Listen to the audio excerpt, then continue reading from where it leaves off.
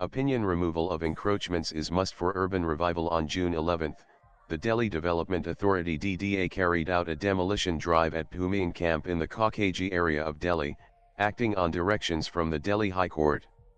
A similar drive is reportedly expected in the Batla House locality, as the High Court has refused to stay the demolition order in that case.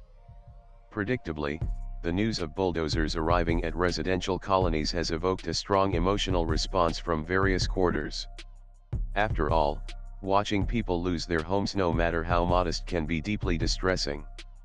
But the move is a sine qua non for urban revival. On the face of it, such demolition drives may appear to be heartless acts of administrative aggression. They disrupt lives, displace families, and create temporary chaos. However, while the emotional toll is undeniable, it is also crucial to adopt a rational and systematic perspective on the matter. A deeper examination reveals that removing illegal encroachments, though painful, is often necessary and long overdue. Shanty towns, slums, and other unauthorized colonies are not merely the result of poverty or population growth. They are the visible outcomes of a more serious, deeply entrenched, indeed systemic malaise, the failure of governance. These informal settlements arise and grow in the cracks of our administrative and legal frameworks. They thrive where there is institutional apathy, corruption, and a lack of political will to enforce urban planning norms. Over time, they become normalized despite their illegality. The creation and expansion of such colonies are rarely spontaneous. Rather, they are the product of a tacit alliance between land mafias, corrupt local officials, and political actors. Officials tasked with preventing such illegalities often look the other way, or worse, facilitate them in exchange for bribes or political favors. Residents, many of whom are economically disadvantaged, find a semblance of affordability in these places, where land prices are low, and the cost of living is manageable. This gives rise to a peculiar, homegrown model of affordable housing, where legality is compromised for the sake of convenience and cost. As I argued earlier, this model may seem like a win-win scenario in the short term. The settlers get homes. Local authorities and law enforcement agencies benefit through illicit income. Politicians find a loyal voter base that is dependent on their patronage and protection. But this short-term gain is eclipsed by long-term consequences. Over time, these unauthorized settlements become serious urban liabilities. They rarely have adequate infrastructure.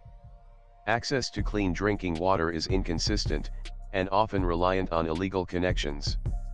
Electricity is similarly procured through informal and sometimes dangerous methods. Drainage and sanitation systems are either inadequate or non-existent, leading to severe public health hazards. Waste management is poor, with garbage often dumped in open areas, leading to unhygienic conditions and the spread of disease. Fire safety standards are non-existent. Educational and healthcare services are usually absent or substandard. Worse still, these colonies often become havens for illegal activities ranging from petty crimes to more serious law and order challenges. The lack of formal oversight and weak policing allow antisocial elements to flourish. This has an adverse effect on surrounding neighborhoods, leading to a drop in property values, increased pollution, and general deterioration in the quality of life. The very existence of such settlements is the negation of the rule of law. If encroachment is not dealt with firmly, it sends a signal that illegal activities can go unchecked, further eroding the credibility of state institutions. It also creates a sense of injustice among law-abiding citizens who go through legal and financial challenges to secure homes within the bounds of legality. Given this backdrop, the decision by the authorities supported by the judiciary to clear such encroachments must be viewed in a broader and more pragmatic light. It signals a shift in governance, one where legality, urban planning, and sustainability are being prioritized. This is especially important in a city like Delhi, where the strain on resources is enormous and growing by the day. Of course, the manner in which these drives are conducted also matters. Human dignity should not be lost in the process.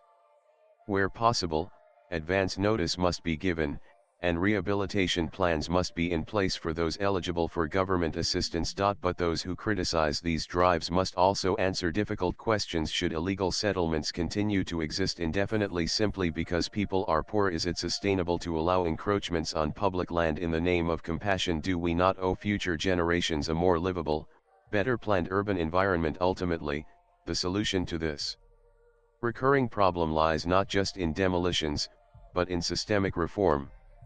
Urban housing policy needs a complete overhaul. Slum redevelopment schemes must be expedited. Also, urban land reforms, better policing, and strong monitoring mechanisms are needed. Swipe left for next video. In conclusion, while demolitions are unpleasant and sometimes tragic, they are often a necessary corrective. Allowing encroachments to fester is a betrayal of urban planning, fairness, and good governance. As Delhi seeks to become a global city, it cannot afford to be built on foundations of illegality and neglect. We must learn to distinguish between short-term sentiment and long-term sustainability. In doing so, we might finally begin to reclaim our cities for all citizens legally, fairly, and responsibly. The author is a freelance journalist. Views expressed in the above piece are personal and solely those of the author. They do not necessarily reflect News 18's views. Latest blogs.